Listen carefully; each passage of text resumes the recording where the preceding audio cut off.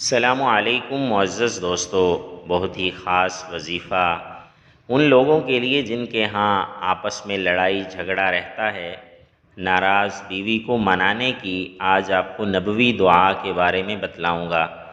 ابن عساکر میں ہے کہ حضرت عائشہ رضی اللہ تعالی عنہا کسی وقت ناراض ہو کر غصہ میں ہوتیں تو آپ صلی اللہ علیہ وآلہ وسلم ان کی ناک پکڑ لیتے اور فرماتے کہ یہ دعا پڑھو۔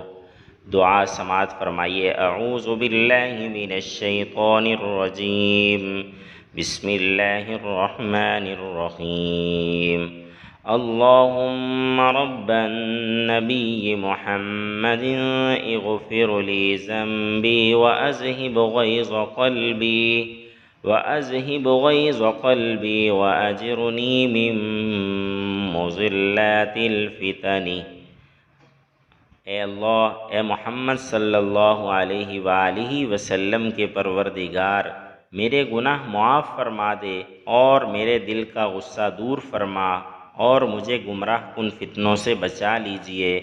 فائدہ اہل علم نے لکھا ہے کہ بیوی اگر ناراض ہوتی رہتی ہے تو اس کی ناک پکڑ کر مذکورہ دعا سکھا دیا کریں یا خود پڑھا دیا کریں۔ امید ہے آپس میں باہمی محبت پیدا ہوگی۔ اللہ تعالی ہمیں اس پر عمل کی توفیق عطا فرمائے۔